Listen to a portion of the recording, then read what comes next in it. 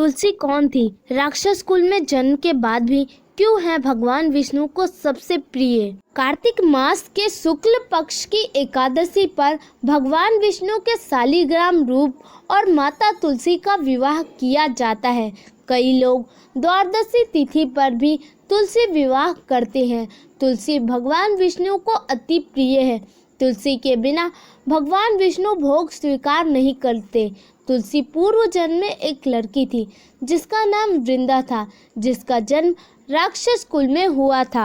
आगे जाने राक्षस कुल में जन्म के बाद भी क्यों तुलसी भगवान विष्णु को अति प्रिय होती है।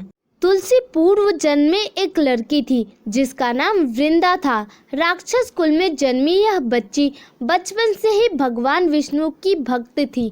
जब वह बड़ी हुई तो उनका विवाह राक्षस कुल में ही दानव राज जलंधर से संपन्न हुआ।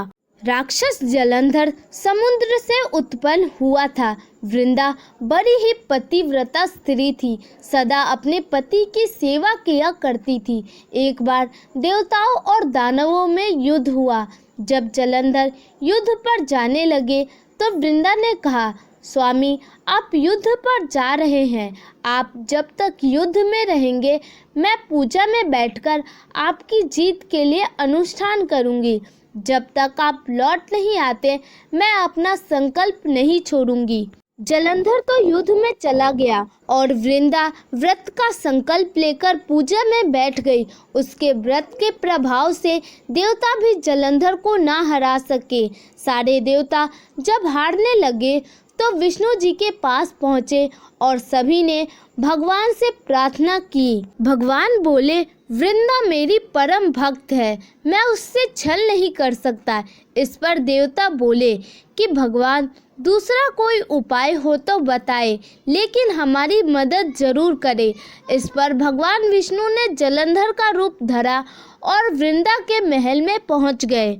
वृंदा ने जैसे ही अपने पति को देखा तो तुरंत पूजा से उठ गई और उनके चरणों को छू लिया।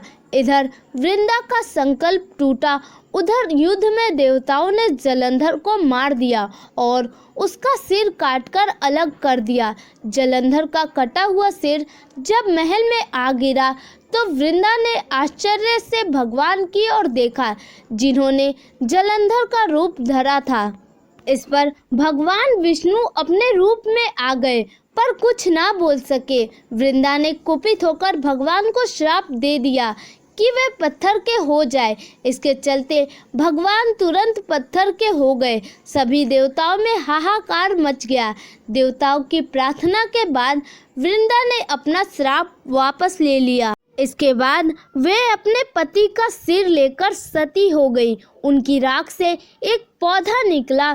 तब भगवान विष्णु जी ने उस पौधे का नाम तुलसी रखा और कहा कि मैं इस पत्थर रूप में भी रहूंगा, जिसे शालिग्राम के नाम से तुलसी जी के साथ ही पूजा जाएगा।